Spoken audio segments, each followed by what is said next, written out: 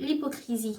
Attitude consistant à dissimuler son caractère ou ses intentions véritables à affecter des sentiments, des opinions, des vertus qu'on n'a pas pour se présenter sous un jour favorable et inspirer confiance. Bon, en fait, ça veut dire que nous tous on est hypocrites, quoi, d'après le sens. Oh non, je crois pas, c'est difficile ça.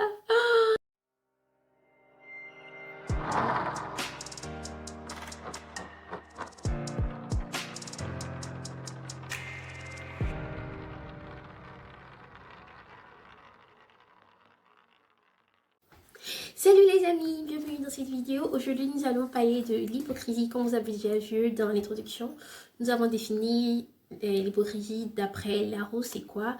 Et maintenant on ne va pas encore revenir là-dessus. Au fait, l'hypocrisie, tout le monde a déjà été hypocrite. Soyons sérieux. Dites-moi si t'as jamais été hypocrite. Dis-moi si t'as jamais été hypocrite. Tu vas me... Ouais. Tu vas te faire comme si... en réalité, tu as déjà été hypocrite parce qu'il y a un moment où on veut tous jouer ce rôle-là que bon, peut-être que je suis je veux avoir je sais pas, on veut incarner un personnage, on veut se faire passer pour une autre personne, on veut se faire passer pour je sais pas, la plus gentille dans une soirée pour se faire des amis ou où nos intentions sont plus ou moins bonnes, je vais le dire comme ça. Et ben, le problème avec l'hypocrisie, c'est que quand c'est régulier, quand ça devient notre habitude, ça peut être très dangereux, très dangereux pour une personne et c'est là qu'il y a le mal, que ça devient un vice. Vu que c'est avec l'exercice répété, on se plaît bien dans cette condition de fausse nature. On essaie de donner une autre image de nous aux autres. On essaie d'être faux totalement, de mentir, d'être totalement faux au début et à la fin. Et quand c'est répétitif, au fond, on se fait du mal à nous-mêmes si on ne le sait pas. Et ce mal-là, ce vice-là ronge nos sociétés dans le domaine du travail. L'hypocrite sera cette personne-là au bureau qui sera tout le temps gentille. Je ne dis pas que les personnes gentilles sont hypocrites, non. Mais ce sera cette personne-là qui est tout le temps gentille avec toi au bureau, qui veut t'aider tout le temps. Mais au fond, elle veut que tu partes, elle veut qu'on te vire. Mais au fait, tu ne lui as rien fait, mais elle ne se sent pas en sécurité. Et aussi à l'école, l'hypocrite, c'est le gars ou la go que toujours tu as besoin d'explication d'un exercice. Elle va t'expliquer, mais en attendant quelque chose en retour. Ou c'est ce chef, ou ça peut être tout le monde. Et l'hypocrisie, c'est vraiment un vice qui est très présent dans nos sociétés africaines. Et c'est vraiment dommage. Donc, dans cette vidéo, je veux tout simplement vous éclairer, vous faire comprendre c'est quoi et l'envergure que ce vice-là a, ce problème d'hypocrisie a. Parce que quand on dit hypocrisie, c'est tellement vilain à entendre et c'est un mot tellement moche à ne pas... Mais bon, tout le monde a été une fois hypocrite dans sa vie. Bon, si quelqu'un peut me dire qu'il n'a jamais été hypocrite dans sa vie, faites-le moi savoir, hein? J'aimerais bien savoir.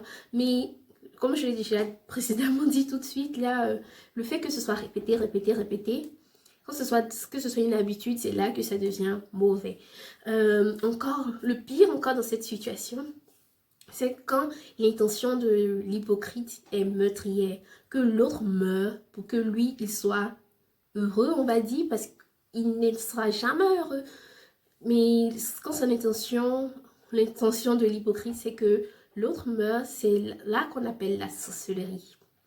Être mauvais, parce que la plupart du temps, dans nos coutumes, dans nos traditions à la maison, comme ça, en Côte d'Ivoire, comme ça, la plupart du temps, on appelle sorcier celui qui est hypocrite. Parce que il est sorcier, ses intentions sont pas bonnes, il veut du mal pour toi. En fait, c'est parce que c'est un hypocrite. Pour essayer de dire ça comme ça, l'hypocrite égale sorcier. Donc, si tu n'as pas envie d'être sorcier, commence à réduire tes capacités d'hypocrisie, à être vrai, te montrer comme tu es, te montrer tout simplement comme tu es. Et pour encore le, la bonne nouvelle dans cette histoire d'hypocrisie là, c'est que on peut guérir cette maladie. Parce que c'est une maladie en fait, puisque ça nous ronge de l'intérieur, ça nous fait du mal.